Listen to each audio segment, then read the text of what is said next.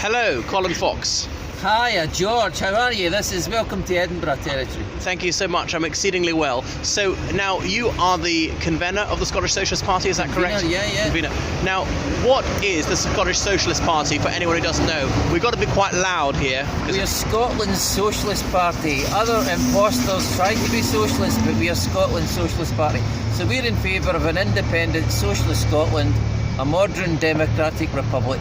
Is that enough? Bit of a mouthful. Okay. Now, for the uninitiated, what is socialism? What is socialism? Socialism is an economic system that will replace capitalism. It's a system based on need, not profit. It's a system based on providing the basics of life for every human being on the planet. What country and what era has come closest to your vision, realising it? Wow, to my vision? Yeah. Nobody. A little bit? I'm very visionary, that's why. Like Cuba some years ago, or I don't know. There are countries who have had socialist revolutions that I take my hat off to them. So the Russian Bolshevik Revolution in 1917, Cuban Revolution in 1959, the year I was born. But of course they don't compare to Scotland. Scotland is a highly advanced, industrialised country, something Russia never was. But Cuba never was. Isn't Scotland kind of post-industrial now, largely? Post-industrial? What does post-industrial mean? Well, there's not much manufacturing going on. Yeah, but we still rely on manufacturing, don't we? Still rely on it. It might not be made here. Yeah. But there's the SSP's van there. We call it Vantonio Gramsci. Ah. The famous Italian Marxist, Yes. right? Vantonio Gramsci. Well, it's a product of industry. So, in the past, these vans would be made in Scotland. Now that's probably made God knows where. But you think bringing back large-scale manufacturing is a realistic prospect? No, not necessarily. I think progress, we're in a way of progress, aren't we? Large-scale manufacturing is largely done by computers nowadays. Financial services is a massive section of the Scots economy, Indeed. correct? Edinburgh as well. Particularly Edinburgh, the second biggest financial centre in the UK. Correct. The second richest city in the UK after London. But supposing you had your socialist revolution, wouldn't that be the end of financial services? No, I think you're still going to need finance. You're still going to need capital. You're still going to need financial services. People still need credit. But you want state. How they're ordered, how they're controlled, how they're run, who runs them. But you want state ownership of most things, right? Yeah, probably. Now, public ownership, I would say, rather than state ownership. But maybe we're splitting hairs. But yeah, it's important. But like step one, renationalise the railways or whatever. But remember, the alternative to public ownership is what? Private ownership, correct. yeah. So private ownership is a retardant on society. It holds back society. If we're saying that the capital is owned by private people, if we're saying industry is owned by private capital, if we're saying everyone's owned by private people, what happens is the private owners are a tiny number numerically, and they get all the wealth, and the vast majority of people are left just as wage slaves or as following after what private capital wants. That's the wrong way round. Now, okay, I've earned a salary, but I've never been anywhere remotely close to slavery. Well, you're a wage slave. You have to sell your labour, don't you? If you don't go to your work, do you get paid? No. Well, cool. Okay, I suppose I could live on benefits, but honestly, it was nothing like that bad. And isn't that demeaning people who are actually in slavery, or even still are in real slavery? Well, of course, there's degrees of slavery, isn't there? Yeah. I mean, Bob Dylan used to sing that song, everybody's got to serve somebody, right? So even Bob Dylan himself is saying that he was serving somebody, presumably meant the record companies. So the degrees of slavery... Thank you so much. You can debate over, but the idea that we sell our labour, you don't have to describe it as wage slavery, but it's another way of describing the same thing, that you have to sell your labour on a daily basis in order to survive. Why do you want out of the United Kingdom? Why do we want out of the United Kingdom? Because the United Kingdom holds back. It's no longer a progressive force. You know, so the Union of the United Kingdom was formed 1707, wasn't it? Correct. So that's 300 and how many years ago? 13. Quite a lot. Yeah. Correct, well done. Your arithmetic there. We want Scotland to have the right to make its own decisions. We get them right, that's down to us. We get them wrong, that's down to us. The Union holds things back. So we've just had another election here in Scotland, haven't we? In December.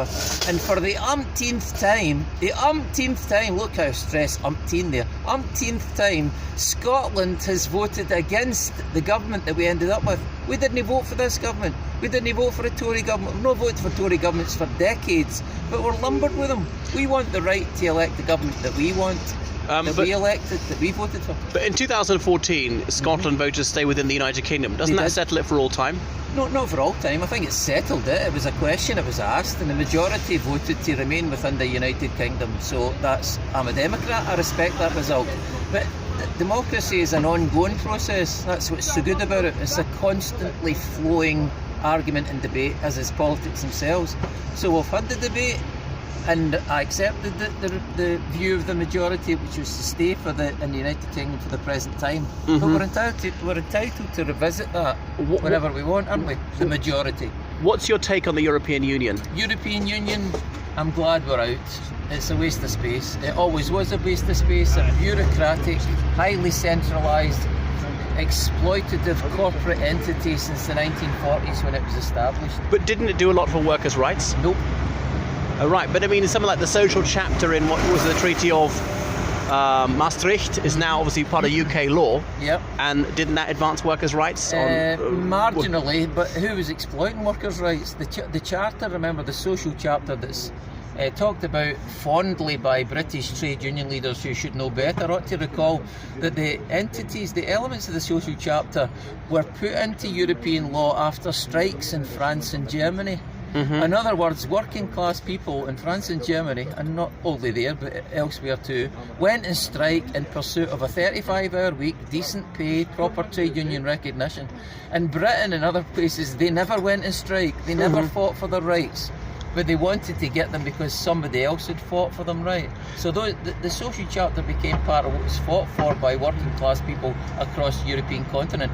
But of course, Maastricht Treaty, very, very little to do with the social chapter. It was much, much more about the integration of European financial affairs, financial services, prohibiting public ownership and clamping down on workers' rights right across continental Europe, or what passes for continental Europe, the European Union. Do you want out of NATO? Yes, of course. NATO is a military North Atlantic Treaty Organisation. Tells you nothing about its name. It's a military product of the Cold War. It was there to hold back the forces of the Warsaw Pact, and they don't exist anymore, so NATO should have been wound up. It's a military alliance, and so Scotland's membership of the NATO alliance is down to the fact that we have nuclear weapons stationed just 50 miles from here. So of course I want Scotland to be free of NATO. NATO is a belligerent, warmongering entity, and if it had any purpose in the Cold War period, well, that Cold War period is now over. Now, goodness, so people often liken Donald Trump to Hitler. Is that fair? No. Please. Hitler was far worse. Donald Trump's a numpty. Donald Trump will come and go. He'll probably win, I'm sorry to say, he'll probably win the American elections this year, right? But that's because the Democrats have put up an even bigger daddy as a candidate against him, probably Joe Biden. Now, Bernie Sanders calls himself a socialist, is he? He's a reformist. He's a social democrat, Bernie Sanders. Tony Blair, remember, called himself a socialist. So those of us who are socialists don't bandy about this term because we hold it dear and we don't like imposters to claim they're things that they're not. So Bernie Sanders is a social democrat. He describes himself as a democratic socialist, but I would describe him more as a social democrat. Now, even if we will completely agree with the SSP, you're not going to win, are you? We're not going to win what? In Holyrood. We're not going to win every seat in Holyrood. I'll bring you that. No, but a majority. You're not going to form the government, are you? Probably not in this election, no. The elections are next year, aren't they? 2021, right? So the Scottish Socialist Party will win seats again next year. That's widely recognised now, because what's happening is there's the end of Corbyn mania. Corbyn's finished. Yeah. There's the end of Nicola mania, because she's finished too. And so there is the need for a proper socialist force in Scotland. And we had MSPs before, as you know. Yeah, till about 10 years ago you had a few MSPs. 13 years ago, but yeah, you're right. Forgive me, but what did they achieve? We achieved a great deal. This was the party that abolished pindings and warrant sales. You know what those are? No. Pindings and warrant sales were an archaic method of debt recovery, unique to Scotland, where people's goods, their chattels, were thrown out on the street and auctioned publicly in order to humiliate them. The bailiffs would be saying, well, we're auctioning it to try and recover the debt that you owe us, but they never ever recovered the money. So it was a process of humiliating the poor. And Labour, the SNP, other parties for a century had argued against them. They said they're horrific, they're a humiliation, we need to get rid of them. But it was the Scottish Socialist Party that did. We also are the party, and you can thank us in Scotland, it's down to the Scottish Socialist Party that we don't have prescription charges in Scotland. I'm sorry to say, prescription charges that you still have in England at £9 an item, but in Wales, Northern Ireland and in Scotland they've been abolished, rightly so, because this is a tax on the sick, and uniquely on the sick. You don't pay for it if you're not sick, do you? And you already pay for your prescriptions by the taxes you pay for the NHS. So the Scottish Socialist Party is responsible for the abolition of pindings and warrant sales, the introduction of free school meals for youngsters in Scotland, and the abolition of NHS prescription charges, amongst many other things. So that's a lot, considering you're quite a minor party. So supposing you were the government. We only had 6 MSPs, remember, out of 128. Now, okay. More pro-rata than any other party can point to. You must have admired Corbyn quite a lot. I did admire Corbyn quite a lot. So surely, why didn't you join forces with them, at least for a while? Because Corbyn is in the Labour Party, and whilst I admire Jeremy Corbyn, I was in the Labour Party. The Labour Party has never ever been a socialist party. It's never ever been a place for socialists. And Jeremy Corbyn should have known that. But of course, what done for Jeremy Corbyn at the general election last December was his position on Brexit. And he was all over the place. If Jeremy Corbyn had not been the Labour leader, Jeremy Corbyn would have opposed membership of the EU. But when he became the Labour leader, he had to argue, because he was the Labour Party's leader, for Remain. So he was a guy who was a Leaver, forced to vote for Remain, and then afterwards he gets himself into all sorts of higgledy-piggledy mess. And so his position in Brexit last December was quite frankly not credible. So the Leavers didn't trust him, and the Remainers didn't trust him, so he was left without a friend. But presumably you have comrades in England, people who you respect. Yeah. But and I respect Jeremy Corbyn. A lot of his politics I agree with, but he's wrong to be in the Labour Party, because he's fostering the idea that the Labour Party is somehow a vehicle for socialist change in Britain, and it never has been. But supposing you broke up the UK, wouldn't you be abandoning the working class in England? They should be your allies. No. It's a common argument. I've heard it many a time, but it's illogical. Scotland's a country, isn't it? So it's a country. Well, it's not a region. What a country is debatable. I mean, is the UK a country? You're probably going to say it's not. The UK is not a country. Nobody would claim the UK is a country. People would claim the United Kingdom is a political coalition of 4 countries. At least 4 countries. So you have Northern Ireland, England, Wales and Scotland. That's not, how can a country be 4 countries? That's an existential poser. It's not a country, is it? It's a political union. And that's what makes it one of the unique in the world. There's not too many political unions around, is there? Well, there are actually. The United Kingdom is not a country. The United Kingdom is 4 countries. Scotland is a country. England, Wales, Northern Ireland, they're countries. And therefore, those of us who support independence want to have the same rights for this country as 230 countries of the world represented at United Nations have for themselves. Do you believe that drugs should be legalised? I believe some drugs should be legalised that are currently decriminalised, because what happens is, in the decriminalisation, the distribution of those drugs is handed into the hands of the criminal fraternity. So people end up with an addiction, let's say to heroin, for example. So people who are addicted to heroin find that they have to get their drug from drug dealers in the criminal fraternity. So instead of dealing with their addiction as a health problem, as it plainly is, it's dealt with in the justice system. So I definitely legalise, under strict control by GPs and the health fraternity, people who need to have their addictions treated. It should be dealt with as a health consideration rather than a justice matter. Where do you stand on Syria? Where do I stand on Syria?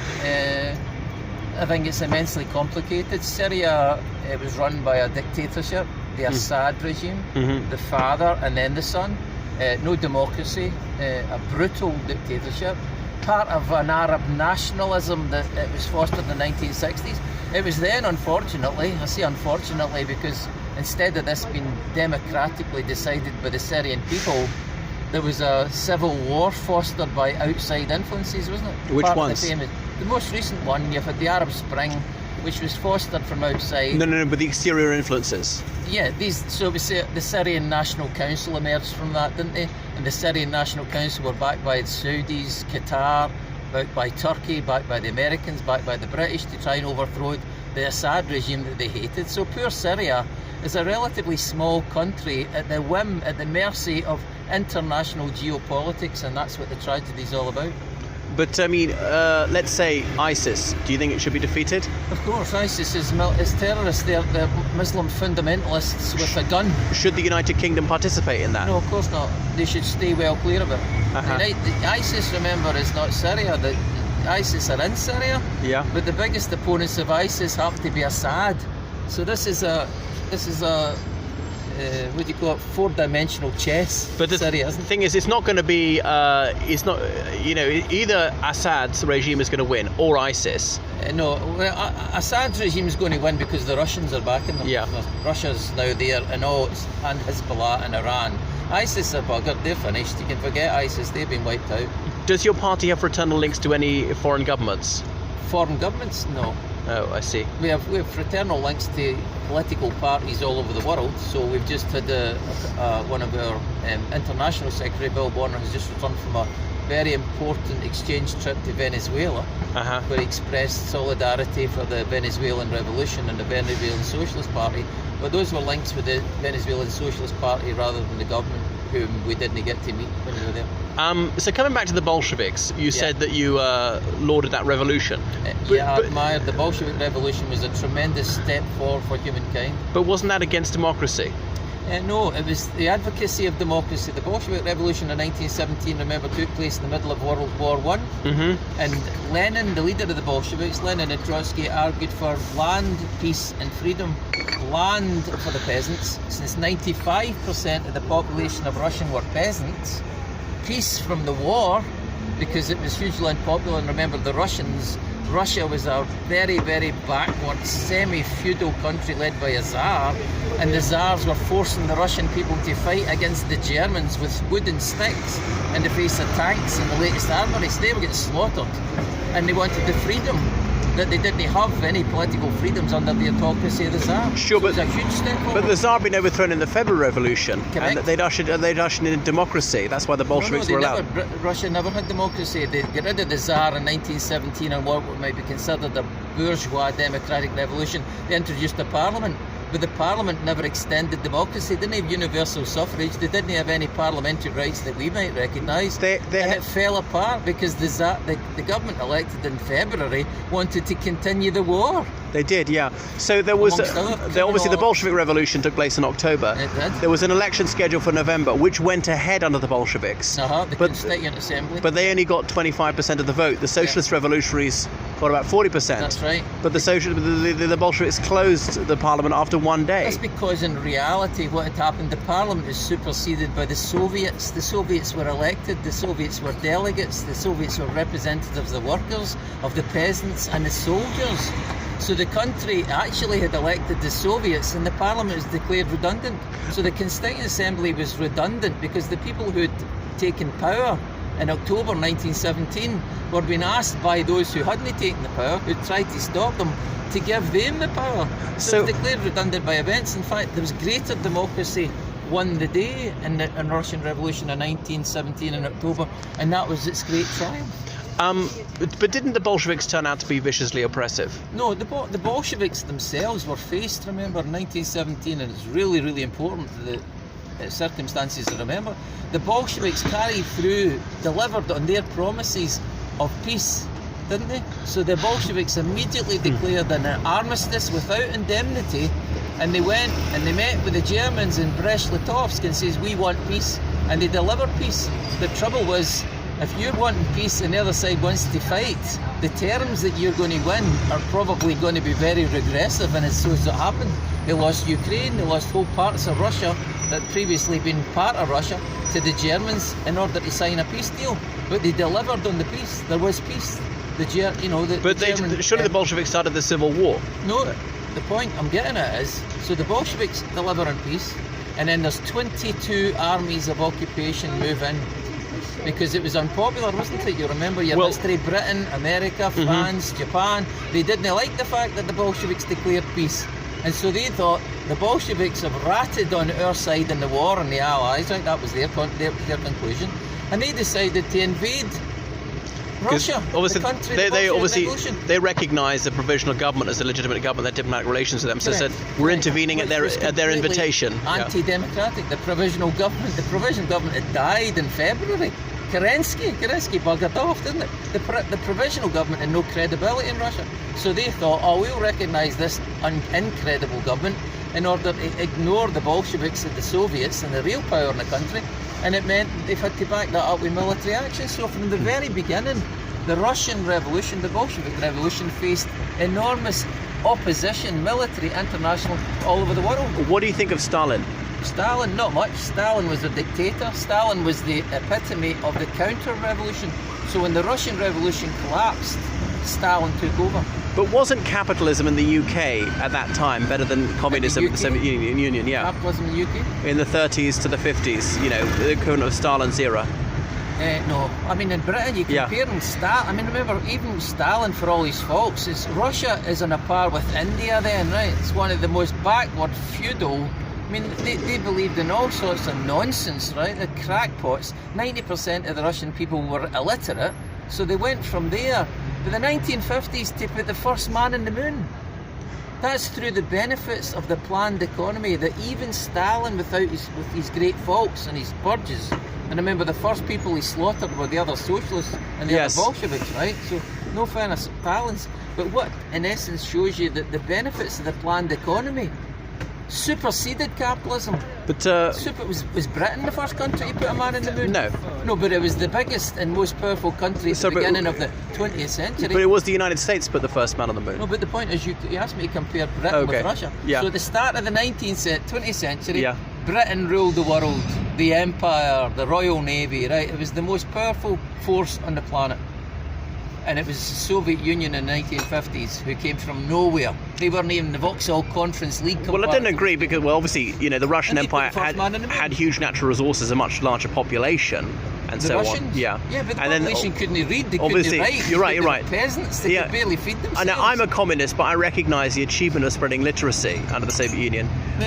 Lenin used to say that the Soviets' greatest achievement was the electrification of the country. But like in the 1930s, there was severe suffering here, but I'm not aware of anyone starving to death.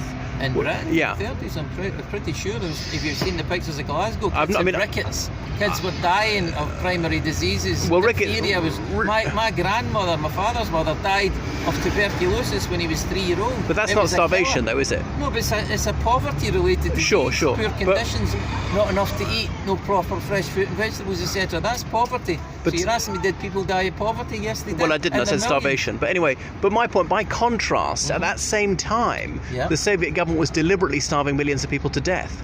The Soviet government was involved in the 1930s in the Great Purges, wasn't it? Well, also the collectivization. The kulaks, because the kulaks were against the Bolshevik Revolution. Sure. And the kulaks tried to keep all the grain in the countryside, and a population that was being starved out in Petrograd, Moscow, Gorky, all the big cities, etc. The people were starving to death, so the government decided that the kulaks had to be forcibly taken the grain from. But wasn't it? Well, obviously, then they got starved to death, particularly in Ukraine. But wasn't it better? I mean, the 1920s, obviously, even Lenin allowed capitalism back, new economic policy. It was called war communism. It was an emergency. The new economic policy. But that was more efficacious than grain requisition. Remember, this is a time when they've got 24 occupying armies: the French, the British, the Japanese, the Americans. Well, I know it persisted for some time afterwards, but it's astonishing that even he would admit that communism failed before it really started. I don't think he didn't say communism. Lenin, remembers, the argument was because you have a Bolshevik Revolution doesn't make the country communist or socialist. That's the start of a process, right? So he was saying that what they would start to do is to try and electrify the country and build a railway line.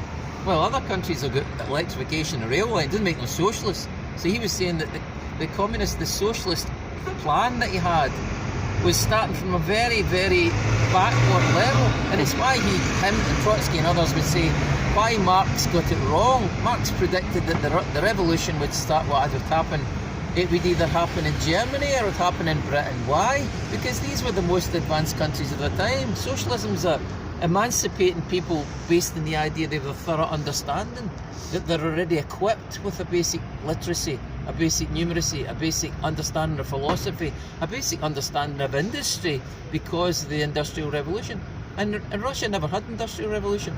Only 1% of the Russian population in 1917 were in industry. So they never had those benefits, and that's why Marx said the likelihood is that the first successful socialist revolutions would take place in Germany or France and Britain, because at that time it was the most advanced in the world. And the fact that it didn't left Lenin and Trotsky with a great dilemma. They're trying to establish something that was predicted to be happening in Germany, France and Britain, and it was effectively happening in Ethiopia or some equivalent really backward poor country. Colin Fox, thank you so much. Thank it's been you, utterly George. enthralling. It's been a pleasure. You're Enjoy most your welcome. coffee. Goodbye. Bye. Goodbye. Bye.